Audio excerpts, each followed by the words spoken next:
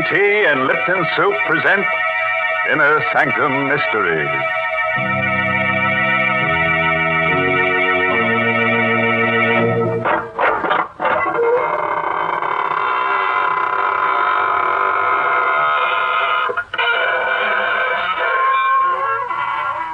Good evening, friends of the Inner Sanctum. This is your host to welcome you in through the squeaking door to another half hour of horror. Come in, won't you, and sit down. I hope you'll forgive me if I don't get up, but I'm terribly tired. I spent last night with a friend who's a book collector, specializes in bestsellers. He certainly showed me some interesting ones. In fact, he tried to bury me in one. Because all the very best sellers have corpses in them. Why, that's downright silly. Most cellars do not have bodies in them. But of course they have, Mary. You know the old saying, even the walls have ears. You certainly don't make a house sound homey at all. Why don't you talk about the kitchen with its good, warm smells of homemade food? Yes, and while you're at it, you should mention Lipton tea, because Lipton's makes good food taste better. You see, folks, Lipton's has a brisk flavor. And brisk means that Lipton tea always tastes fresh and full-bodied, tangy and spirited, never flat or wishy-washy. That's why Lipton's is such a grand drink at mealtimes, and why it's the perfect beverage to serve when you're entertaining. That's right. That brisk flavor makes all the difference in the world. So, folks, try Lipton's, won't you? And now, friends, if you're willing to gamble with your peace of mind, put out the lights and listen to Death by Scripture. It's an original radio play by that old gravedigger, Robert Newman. Yes, and our star tonight is Stefan Schnabel, who plays the role of Stefan. The place is China. Somewhere near the outskirts of Shanghai, a man-made wasteland ravished and devastated by war. Driving through an abandoned village on his way to a camp for displaced persons is Major Roger Mason. Suddenly, the glare of his headlights picks out a strange, wild-eyed figure who stares, then scuttles into the shelter of an alley. Mason hesitates for only a moment, then stops his jeep. Hello there. Come back here for a minute, will you? Hello. Okay, if you want to make a game out of it. Up this alley somewhere. Oh, there you are. Please, master, please. I mean no harm. Easy now. No one's going to hurt you. Certainly not me. I'm an American on my way to Camp 14. Camp 14? The camp for refugees, displaced persons. I know. I was there. Yes, I thought so. How was it they let you leave? They did not let me. I ran away. Oh? Why? Because to stay would have meant death. Seems to me it would be a lot more dangerous to go wandering around here. Suppose I take you back there with me. No, please. I tell you, there's nothing to be afraid of. You think not? Very well. What can man do against fate? I tried. You're a witness that I tried. But I warn you, if I go back, it will mean death. Not just for me, but for others. Many others.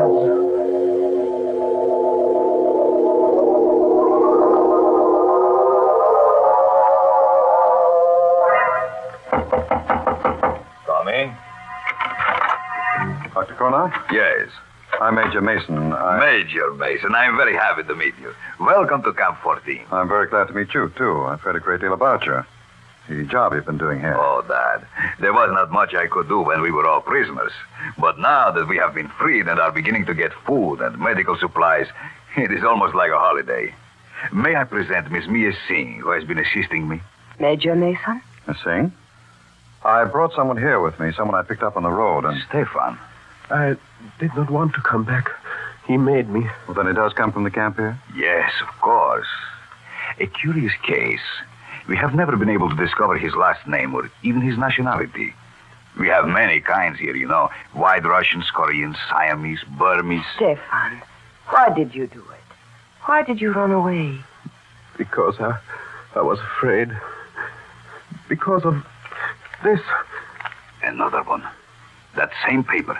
What is it? We found about a dozen of them scattered around the camp this afternoon. Read it. You have not escaped. There is no escape. Do you recognize this symbol here? Japanese Black Dragon Society. It says there is no escape. And it's true. I tried to escape, and what happened? He brought me back. Our benefactor. Our savior. I told you there was nothing to be afraid of, Stefan. Afraid? Is death something to be feared? It is the one escape they cannot take from us. Death, to sleep, to rest, to rest. He's really in a pretty bad state. Couldn't you put him up in the administration building? That might be exactly what they want. What do you mean? It is not like the Black Dragon Society to warn someone they mean to kill. But suppose they don't know exactly who they do want. Wouldn't they do what they seem to have done? Make a general threat? And see who showed fear? Who did run away? The war is over, Cornell. The Major is right, Doctor. Are we still living in the past? And we do have a room here where we can put Stefan. The one down the hall. Very well. But remember, I warned you. I, too, think it will mean death.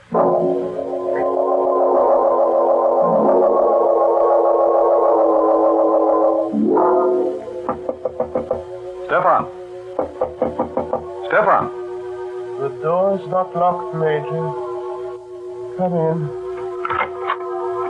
I didn't know whether I'd be disturbing you. Whether you were asleep. Sleep? I never sleep. Never. You're feeling better, though, aren't you? Safer? It is at least quiet. A man can think. I was lying here, trying to remember. Trying to remember what? If I knew, I would know everything. But I don't know. There is much that I can remember. Such as what, Stefan? The first one. The greatest one. Many lifetimes ago. The garden with a wall around it. The torchlight bright on their breastplates and helmets. And his face. Then the hill. The place of skulls. The earth shaking. Stop it, Stefan. Whatever it is you're talking about, it's horrible. Horrible, yes. But true. Those I can remember. I can't ever forget. But what I can't remember is now. Who I am. What I must do. And why. It will be horrible, too.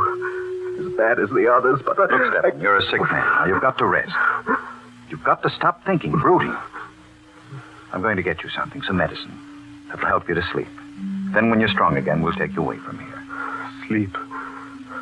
I told you I do not sleep. I cannot sleep. No? We'll see about that. I'll be back in a few minutes. Sleep. He does not believe that it is not for me. Not even the final one, which is dreamless. What's that? Outside the door. This door. But who is that? Who is there? No! Don't!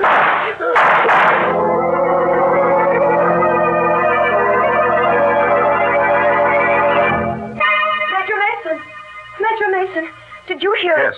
Down at the end of the hall there. Stefan's room.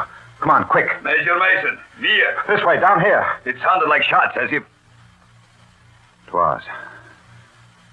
Look. Stefan. No, don't touch him. Let me see. Dead? Unless he's not flesh and blood. 3 slugs right over the heart.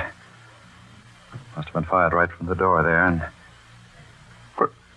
Good Lord. What is it? His pulse, still there. Where's your searcher? Right next to the office, what there is of it. Here, help me carry him in there. We'll operate immediately.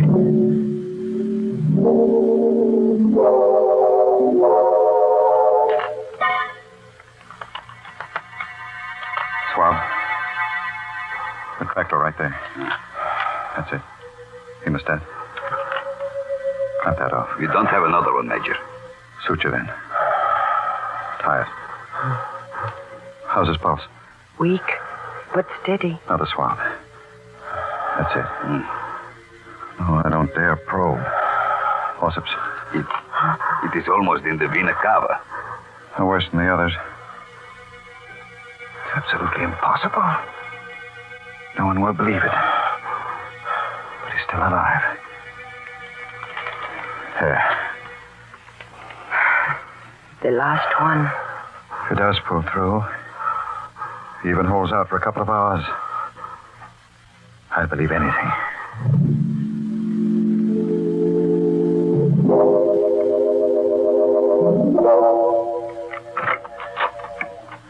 How is he, Mia? I don't believe it either. But he's better. His pulse is still strong and there are no signs of shock. I'll stay with him for a while. You go get some sleep. No, I'm all right. I'd like to stay until we are sure that... Major, look. He's coming too.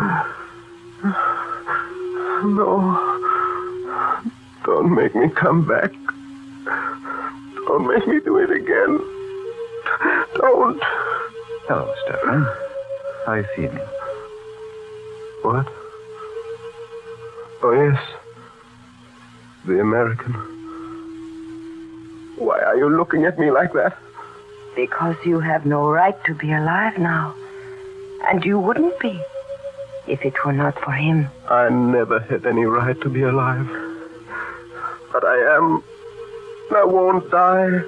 I told you I wouldn't. I couldn't. Until I do what I have to do. And what's that? It is coming to me. Slowly. I'm beginning to remember. I do not see it all yet. But I know what it will mean. Vultures and blood. Coffins and death.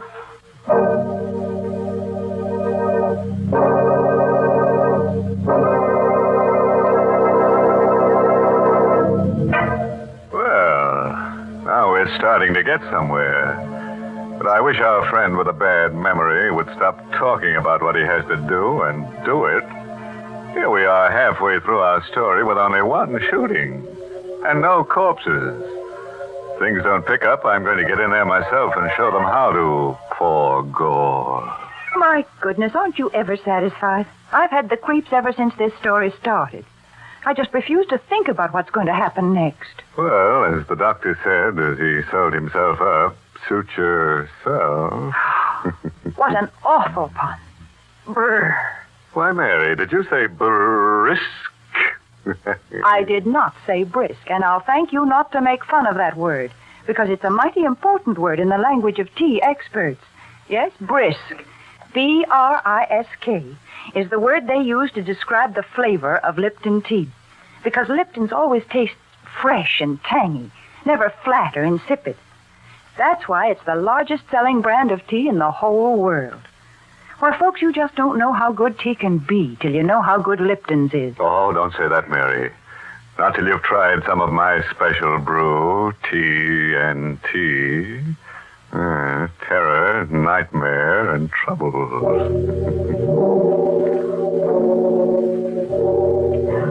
It is the next evening, about 10 o'clock at night.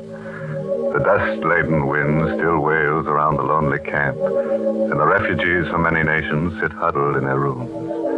Stefan, his face gaunt and drawn, is sitting propped up in bed in the administration building. Are you sure you feel well enough to talk, Stefan? There is pain, but that does not matter. What is it you wish to know, Major? You were shot, Stefan. You know that. Did you see who it was that shot you? Yes, I saw. But that is not important. Does not matter. What do you mean it does not matter? Just that, Doctor. You see, much has come back to me. Not who I am, but what I must do. And I know now that I have nothing more to fear. That I was shot by mistake. Mistake? What the doctor said last night about the Black Dragon Society was quite true. There are 2 men here in the camp for whom the Japanese have been searching for years. Men who have been leading the resistance movement in their own countries. Even now, the Black Dragon Society feels that those 2 men must die. Do you know who they are? Yes. Do not mention their names. Do not even think them. You know who they are, don't you, Mia? One of them is your own father, Ram Singh. And the other is Pao Tung. Is that true? Yes. It is true. Then I think we ought to go see them at once. Make provisions to get them away from here.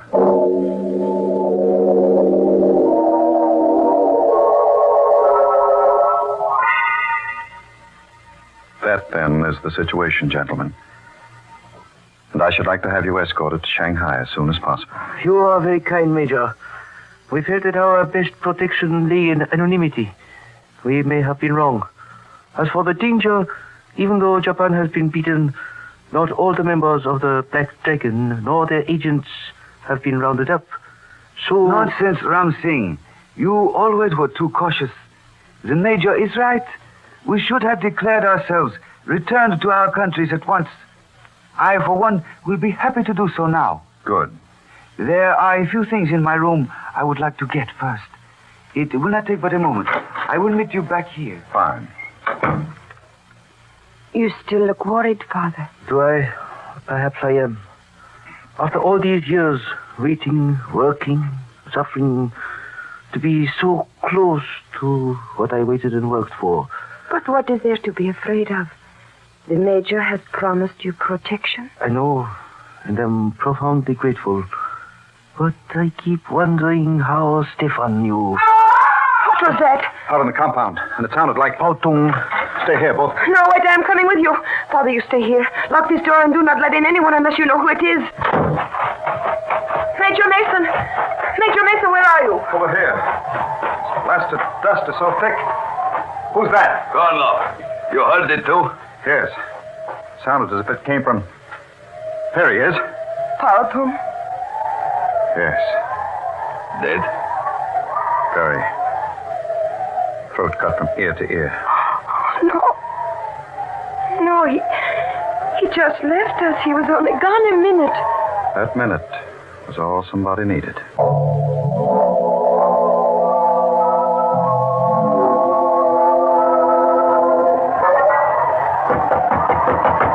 Who is it? Dr. Kolnov, Ram Singh. Major Mason asked me to take you up to the administration building. Just a second. That scream out in the compound, was it? Yes. Pao Tung. And was he... Yes. Killed. That is why the Major wanted me to come and get you. To put you somewhere where you would be safe. You are ready? Yes. Poor Pao Tung, to have lived through so much, waited for so long. Then, is it known who did it? No, not yet. But they are closing the gates. Whoever it was will find it difficult to get away. Will they? I wonder. In this dark, where the dust so thick you can hardly see. Besides, suppose it is not someone from outside.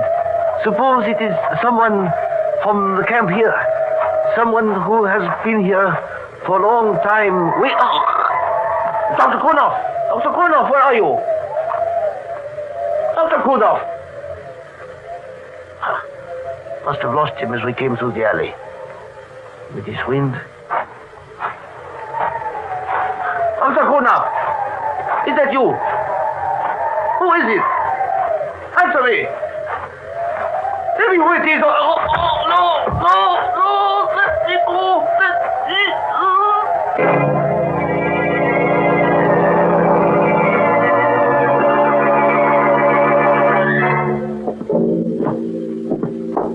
Open the door for me, will you, Mia? Of course, Major.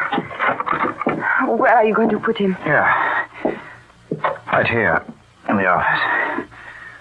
You told the guards at the gate? They are closed now. No one will get out. But... Stefan... What are you doing up? You should not be out of bed. I heard something outside. A cry, and I had to see. Which one is it? Parton. Dead? Yes. His throat cut. And the other? Your father, Mia. Dr. Kurnoff went to get him. He is bringing him here where he will be safe. Now go back inside to bed. Father? Dr. Kurnoff? Gurnov, where is your father? Isn't he here? Why, no.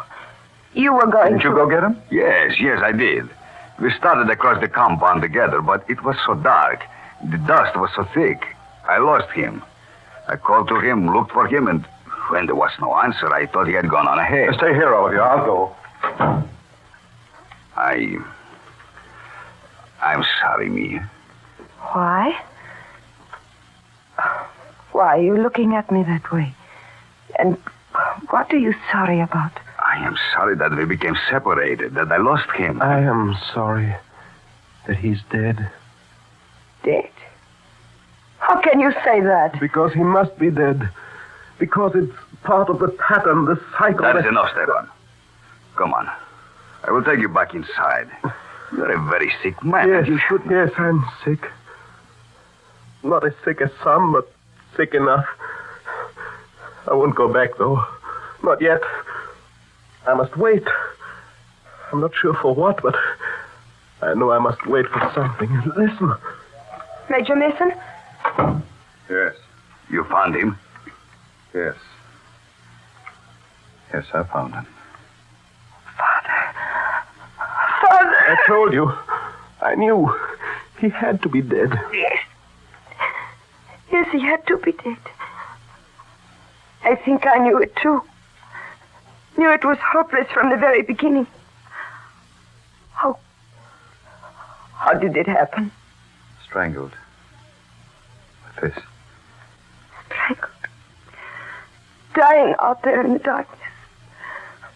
2 of them killed within a few short minutes, and we still do not know. That's not completely true, Mia.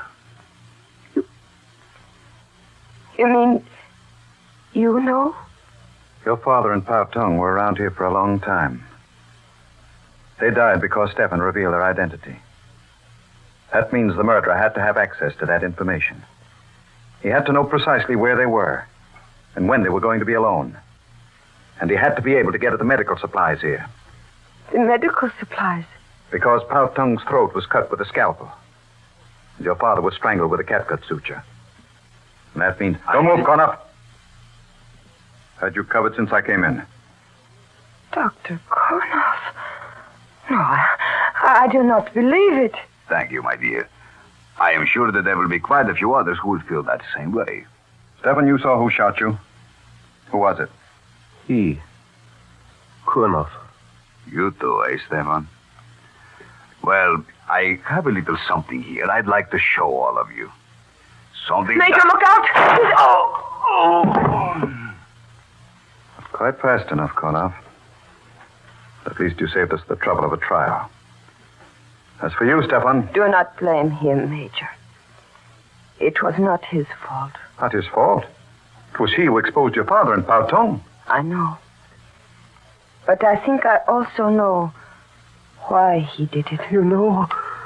Then tell me in heaven's name. Here. This should not come from me, but take it. Money?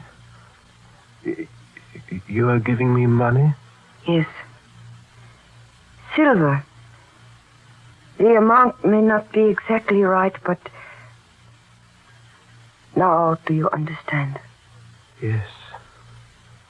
Yes. Thank you. And bless you. I do understand everything. What I have done and what I must do. What does he understand? Why did you give him that money? There was once someone else who betrayed a friend and was paid for it with silver. 30 pieces to be exact. You mean? Yes. In the Bible. One Judas Iscariot. But That's mad, insane. Are you implying that that's why he didn't die when he was shot? That he's eternal, immortal? I do not know. Perhaps he is not always the same. Perhaps in each crisis, in every period of history, there is always one who must play the role of the betrayer, even against his will. But this much I do know, that he is not immortal. Wait a minute. I just remembered. The story of Judas in the Bible. Come on, quick. What's that? The money I gave him on the floor. And... Good heavens. Yes. Matthew 27, as I recall. And he cast down the pieces of silver in the temple and departed, and went and hanged himself.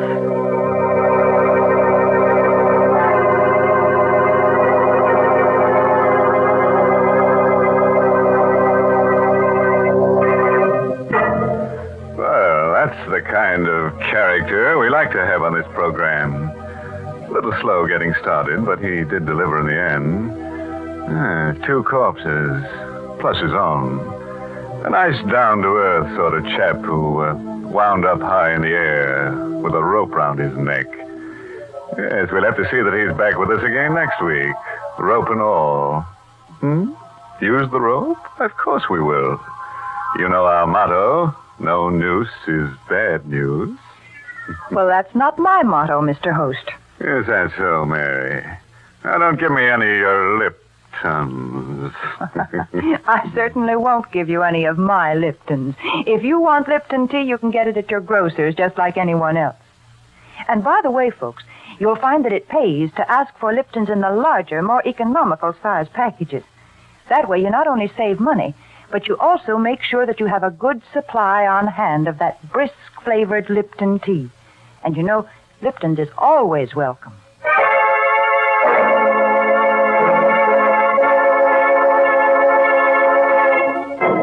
And now here's a word of advice, friend. If you should be invited to spend the weekend with a friend in the country, and he should wake you at midnight carrying a lantern and shovel, and invite you to go berrying with him, make sure he doesn't mean burying with a U. And when I say you, I do mean you. Oh, by the way, this month's Inner Sanctum mystery novel is The Whistling Legs by Roman McDougall. Yes, and next week's Inner Sanctum story, directed by Hyman Brown and brought to you by Lipton Tea and Lipton Soup. Next week's story is about a honeymoon couple. Yes, funny kind of characters to be on this program, eh? Is that what you were thinking? Well, this couple finds a corpse right in the middle of their bed. And they can't ask the corpse to leave, not to its face anyway, because, you see, it has no face. Now it's time to close the squeaking door, so good night. Pleasant dreams.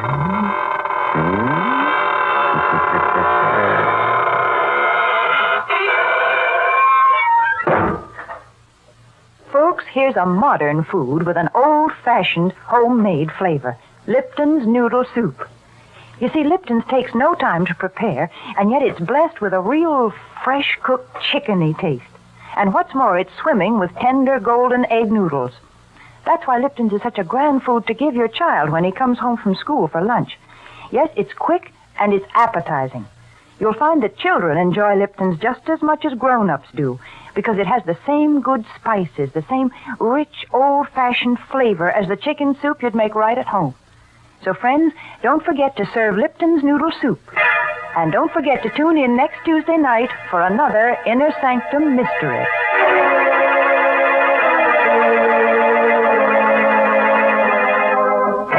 This is CBS, the Columbia Broadcasting System.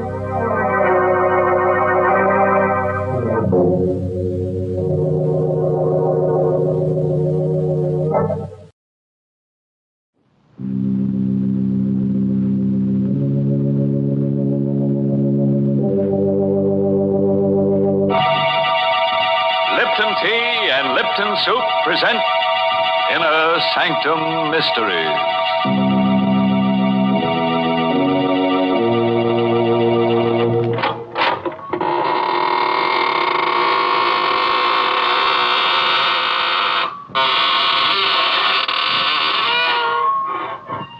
Good evening, students of the mystic marvels of manifold murder. This is your host, extending a cordial invitation to step through the creaking door of the inner sanctum, where we probe deep into the dark and cavernous depths of men's souls to see what makes them kill. Our clinic here is the whole vast world of crime. And you who listen in may hear us dissect our characters at a safe distance. And unless your nerves are strong, you'd better take my advice and keep your distance. Why, Mr. Host, that's not the kind of advice to give folks. It sounds unfriendly. Well, what would you suggest, Mary? Well, give them some sort of friendly advice. Like pointing out to them the extra delight they'll get from a cheering cup of Lipton tea. Then go on to tell them why Lipton's is so downright delicious. Tell them that the reason is Lipton's brisk flavor. And don't forget to mention that brisk is the tea expert's own word for the spirited, full-bodied flavor of Lipton's. So refreshing and so zestful. Explain that Lipton's brisk flavor is never flat, but always lively and satisfying. And in closing, remind them to try Lipton's soon, because in every cup of Lipton's, there's extra enjoyment. And now, that's the kind of advice you should give folks. Well, Mary, you seem to have given it to them already. So we can go ahead and get launched on Skeleton Bay. That's the title of tonight's story. An original radio play by Emil Tepperman. It's about a lady novelist, a writer of mystery stories. It opens at a swanky hotel with private cabins situated on a storm-swept, rock-bound coast. The story itself is all about, you guessed it, murder. And here's Betty Lou Gerson as Carla Winter, the lady novelist, who will give us a blow-by-blow description. I'll tell you first about the night I met Michael Barrett. It was in August at Skeleton Bay. I'd come to the hotel supposedly for a rest. That was what I kept telling myself. But in reality, I didn't know why I'd come here. Skeleton Bay. I'd seen the name advertised months ago. Skeleton Bay. Since then, it kept hammering at the inside of my brain. It's like the voice of implacable fate commanding.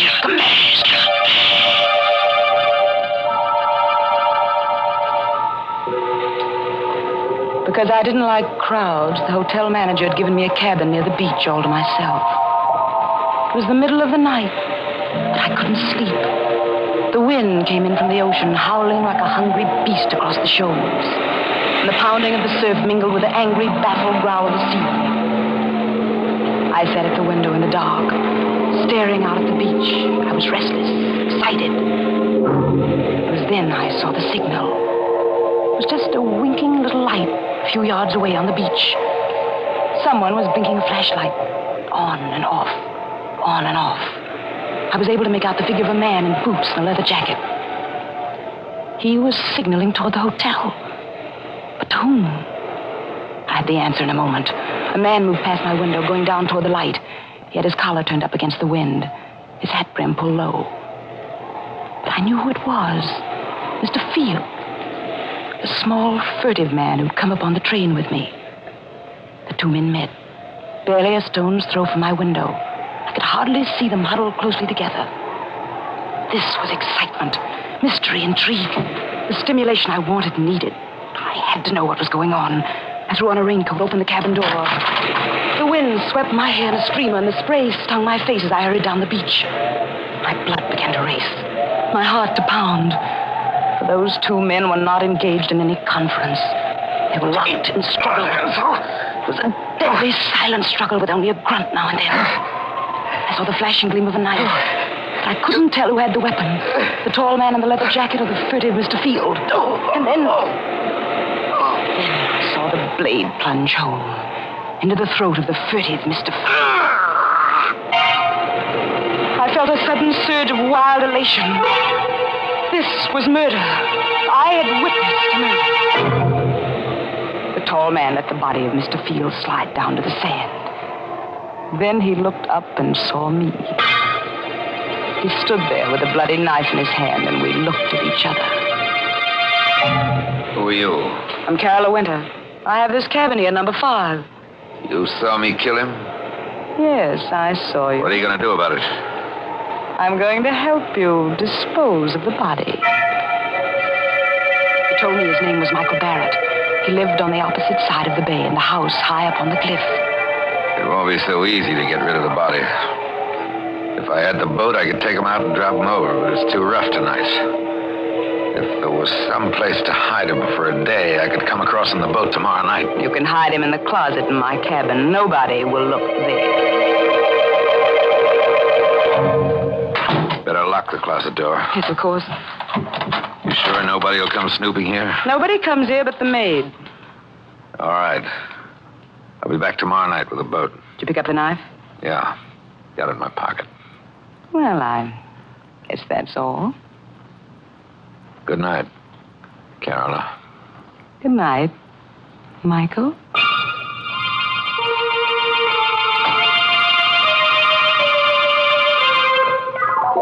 All night I sat up alone, with the locked closet door between me and the staring, sightless body of Mr. Field. At breakfast the next morning, they'd already discovered the disappearance And of the Mr. maid says his bed wasn't slept in at all. I think he could have committed suicide in the ocean. He was such a I hurried through my breakfast listening to the gossip all around me. Yes, I know that. Now, in broad daylight, I could hardly believe the thing had really happened last You night. know, the hotel manager thinks it might be murder. I heard him phoning for the police. The police? I hadn't counted on that. Anything wrong, my dear? You look sick. I do feel a bit dizzy. I think I'll get some fresh air. Oh, poor dear. It must be quite a shock to her. She came up on the train with Mr. Field, you know. Out in the open air, I let the wind cool my fevered face as I hurried down toward the beach. It was only 9:30 in the morning. A whole day. A whole evening before Michael could come for the body. And the police would be around all day investigating, snooping. And all the time, Mr. Field would be sitting in my closet, staring blankly out of his sightless eyes. When I reached my cabin, I put a hand on the doorknob. Suddenly, I went cold all over. The door was unlocked. I stood still as a statue, listening. Yes, there was someone inside. Someone moving around. I only had my handbag. I had a pistol in it. I always carried it for protection. But my handbag was inside on the dresser. Slowly, I pressed the door open. Half inch, an inch. And then the door creaked. Is that you, Miss Winter? The maid. It was only the maid, of course. She'd be making up the bed. Why hadn't I thought of that? Miss Winter? Is that you? Yes, it's I. What are you doing in that closet with those keys? Why, they're just my pass keys, Miss Winter. I was just going to tidy up the closet. I didn't ask you to do anything to the closet. Well, but that's part of the job, Miss Winter. I'm supposed to do that in all the rooms. Well, you leave this one alone. Keep away from that closet, do you hear? Yes, Miss Winter. But I was only trying to help. When I want your help, I'll ask for it. Now, please leave at once. Just as you say, Miss Winter. I'm sorry if I did anything wrong. Did she suspect anything? I hadn't liked her tone. Why? Why had I been so sharp with her? Now she'd surely think there was something in the closet. Something she shouldn't see.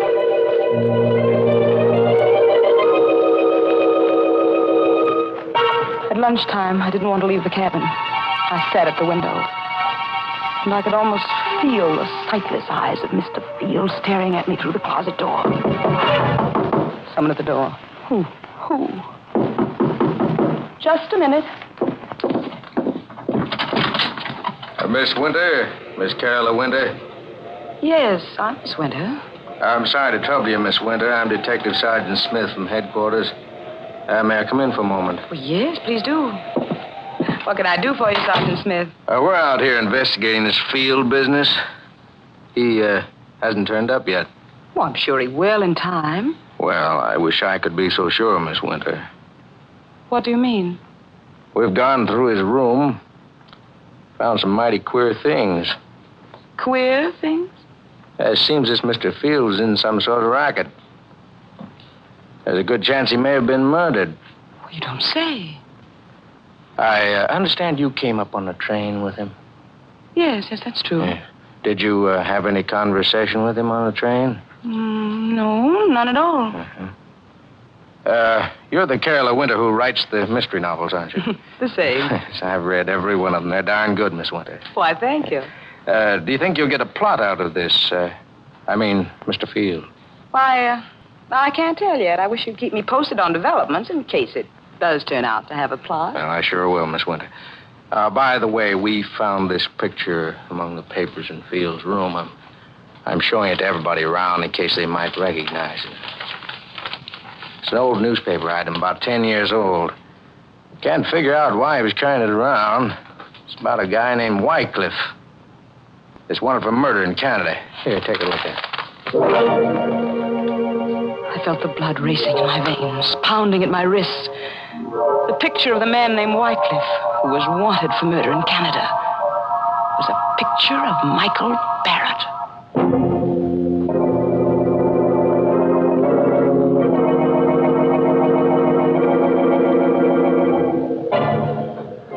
Well, it looks as if Michael Barrett is a lucky guy, with a beautiful woman ready to commit murder for him. But what'll he do when she runs out of victims and begins looking at him with a calculating eye? As for Carola, she sinned heavily, because murder is the greatest sin. Yes, if you ask me, she'd better hope for a depression, then all wages will go down, including the wages of sin. Well, I never knew that murder and economics were related, Mr. Host. Oh, definitely, Mary. Take the high cost of living, for instance. Why, those prices are murder. Oh, yes, Mr. Host, it is difficult when the cost of living starts to climb. But then, so often, the things that really add up to good living are just simple, inexpensive pleasures. Like that piping hot cup of Lipton tea that many of us find waiting when we come down to breakfast each morning. As you read the morning paper and sip that cheery cup of Lipton's, the whole world seems brighter. It's simply wonderful the way that lively, spirited Lipton tea gets you off to a fresh start. For Lipton's brisk flavor gives you all the natural zest of tea at its best. Gives you extra delight, extra satisfaction. So remember this, folks. At breakfast time, dinner time, or any other time when you want a grand, refreshing drink, pour yourself a cup of Lipton tea. And now, let's get back to the rock-bound coast of Skeleton Bay and see how Carola entertains the grisly guest in her closet. I don't remember now how I got rid of that Detective Smith. I told him I'd never seen the man in the picture and sent him away. The day was interminable. From my window, I could see the guests moving about the beach, but none of them went in swimming. The weather was too rough. I wondered if Michael would be able to bring the boat over tonight. If not, how much longer could I sit guard over Mr. Field in the closet? Now and then, I'd see Detective Smith poking around on the beach. And then, without warning, he was standing over the very spot where Michael had stabbed Mr. Field. I watched him bend down and examine something. Was there a telltale drop of blood there? Did Smith know that was the murder spot? I saw him frown. Then he stood up, walked quickly away. I had to know what it was he'd seen there. I slipped on a coat, went out. Started toward the spot on the beach. Going somewhere, Miss Winter? Oh, it's you, Detective. Going anywhere in particular? No, I'm just going up to the hotel for dinner. It's almost dinner time, you know. Oh, fine. I'll walk up with you if you don't mind. Not at all. Hey, can I help you? I'll take your arm there. Thank you. The sand is so soft. Yes, it's still wet. We had high tide last night. Miss Winter. Yes? You a sound sleeper? What? Why do you ask? Well, I just thought maybe you might have heard something last night. Like a fight or something? Fight? Yes, yes. I was just looking at the sand back there, down near your cabin. It's all messed up, stamped around. What's that got to do with me? Oh, nothing at all. Except I think there was a fight there last night. Maybe that's where Mr. Field was killed. You think Mr. Field was murdered? It's beginning to look more and more like it, Miss Winter.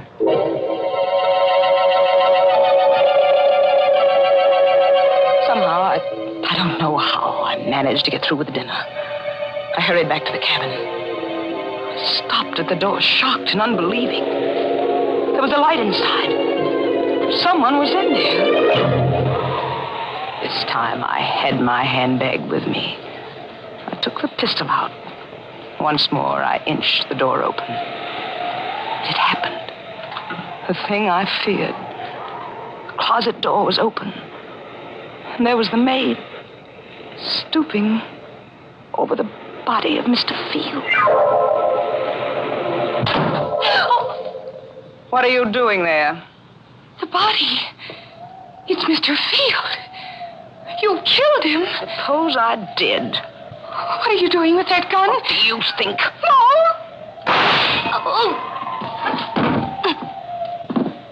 The wind was high, and the weather was rough. And fortunately, no one heard the shot. I pushed her body into the closet next to the body of Mr. Field and closed the door. Now I was a murderer, too.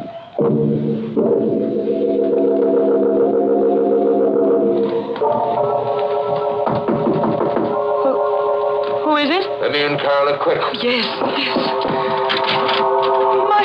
Michael, I thought you were coming. It's been a terrible day. What happened? Come here, I'll show you.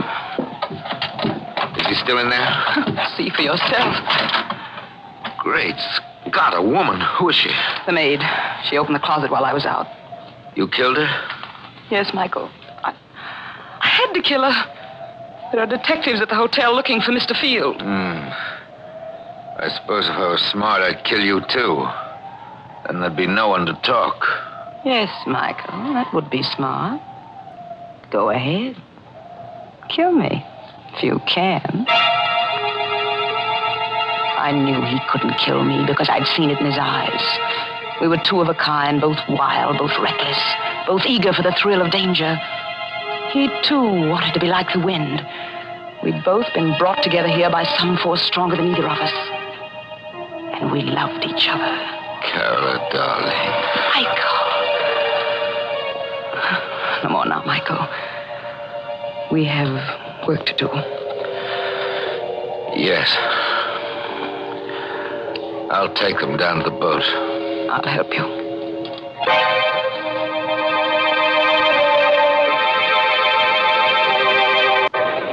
We carried Mr. Field and the maid down to the boat. I'll take them out away and dump them. And after that, Michael? After that, then I'm going home. To your house on the cliff on the other side of the bay? Yes, Carla. Michael, take me with you. What? Take me with you to your house up there on the cliff. I'm sorry. I can't. You can't? Why can't you? There isn't anything I can tell you. What are you hiding up there in the house on the cliff? You mustn't ask. Please, Carola, you mustn't ask. Why, you're married. You have a wife up there. No. Then what? I can't tell you. But you're going away, leaving me forever. Not forever, Carola. Go back to the city. I'll come to you soon.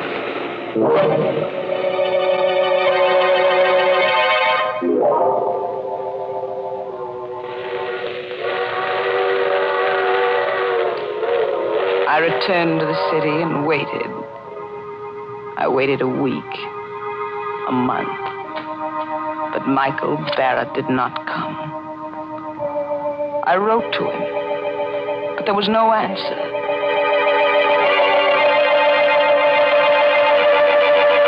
And then one evening, I saw him. I was returning home in a taxi, and I saw him standing across the street looking up at my window. He saw me get out of the cab. He turned and started to hurry away. Michael! Michael, don't go away! Michael, why did you try to run away? Don't you know? Well, you're afraid. Yeah, let's call it that. But you love me, Michael, don't you? Carola, it's no good. There's nothing but ruin for both of us if I stay. We'll be together forever. It's impossible. I won't let you go back to that house on the cliff. I don't care what it is you're hiding up there. I won't let you go back. Goodbye, Carola. Wait. I'm going. Better forget about me. Don't go yet, Mr. Wycliffe. So you know about that, too? I saw the old newspaper clipping Mr. Field carried. I see. Why are you looking at me like that? You know why I killed Mr. Field? Because it tried to blackmail me about that old murder. Michael, dear, I'm a good deal smarter than Mr. Field. You see, I write mystery novels. I know how to handle such things. What do you mean? Wouldn't do you any good to kill me. I've written out all about you. Your real name and about that old murder in Canada would be found if I should ever be killed. Oh. Michael, darling, I'm blackmailing you. There's only one thing I want from you. Your love. It shouldn't be so hard for you to meet my terms. All right, Carola. You win. We'll be married tonight.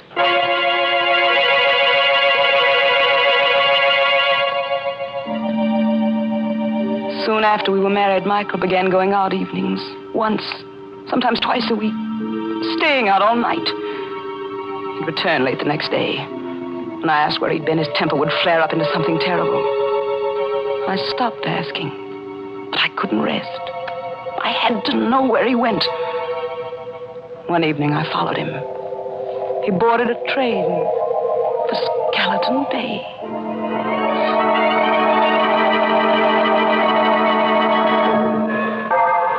At Skeleton Bay, he set out to walk from the station, and I followed. It was no longer summer.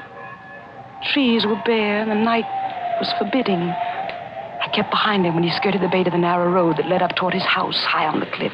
It was a small stone house, and the wind whistled around it, against it, and above it. I stole to one of the windows. It was barred, like a prison. Carefully, I raised my head above the sill, peered into a lighted room.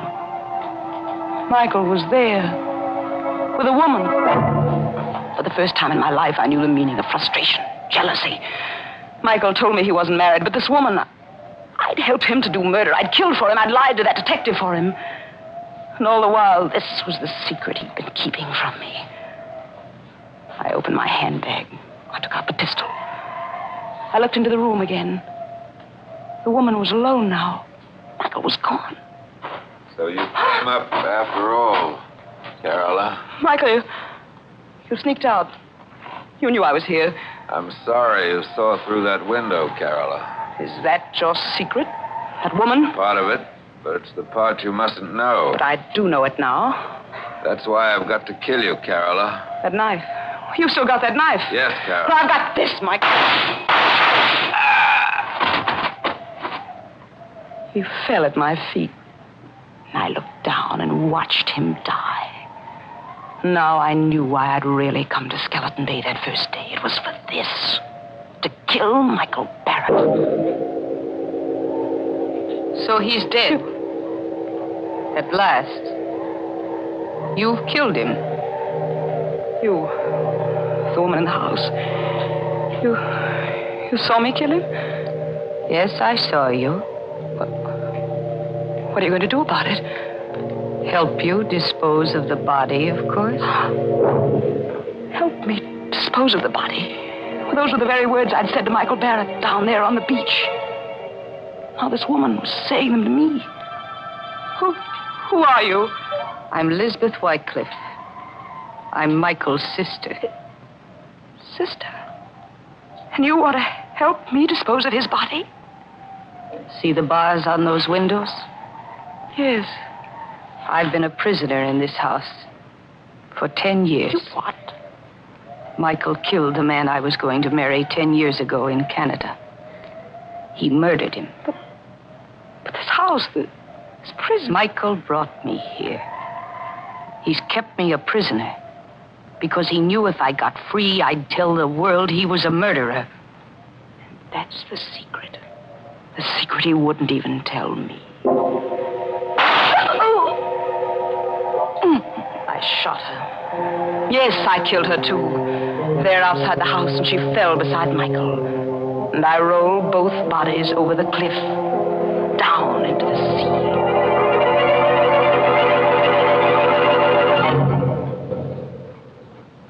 This is the end of my book.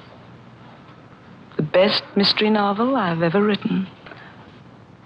I know that in writing it, I deliver myself into the hands of the law. But I can't stop. I can't help myself. So now, I'm finished. I will mail it to my publisher and wait for Detective Sergeant Smith to come and get me.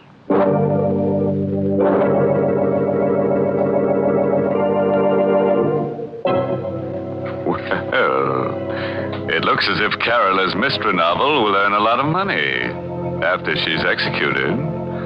Yes, but I'd say it's tainted money. Why tainted? Because she'll be dead, and a ghost can't own money. So taint hers. The trouble with Carola was that her conscience was too little and too late. It told her not to commit murder after she'd done it. Well, that's certainly too late, Mr. Host. Oh, yes, Mary, especially for her victims. And now, what's on your mind? Well, Mr. Host, right here, I'd like to say a word to our listeners on behalf of our veterans. You know, friends, ex-servicemen are returning to civilian jobs with a lot to offer their employers. They've had valuable training and experience in highly specialized service jobs. Many of them were able to keep up with their civilian jobs and learn new trades through special correspondence courses. And they're coming home fully equipped to do the same fine job as civilians that they did in the services. So let's give them every employment opportunity to put their increased skill to work.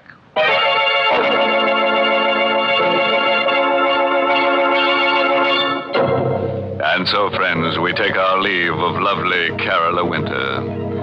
She would have been better off if she'd remembered that the pen is mightier than the sword, because the sword is leading her right back to the pen anyhow. Oh, yes, and remember, friends, when you go on a vacation, always insist on plenty of closet space, as you never know what unexpected guests might drop in or drop dead. By the way, this month's Inner Sanctum mystery novel is Death in the Limelight by A.E. Martin. And next week, the makers of Lipton Tea and Lipton Soup will bring you another Inner Sanctum mystery directed by Hyman Brown. It's about a young chemist who discovers the secret of perpetual life.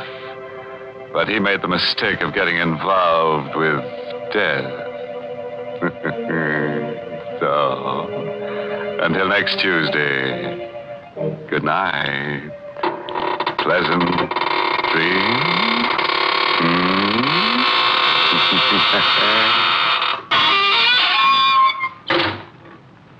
Here's a swell dish, folks. It's easy to make and mighty easy to take. Lipton's Noodle Soup. You can prepare it in a jiffy, and the whole family will love its delicious chickeny-tasting broth, so full of tender golden noodles. Lipton's Noodle Soup has all the fresh-cooked, homemade flavor of grandmother's noodle soup. Yet it's economical. It costs less and makes lots more than canned soups. So get Lipton's Noodle Soup Mix tomorrow. And don't forget to tune in next Tuesday night for another Inner Sanctum Mystery. This is CBS, the Columbia Broadcasting System.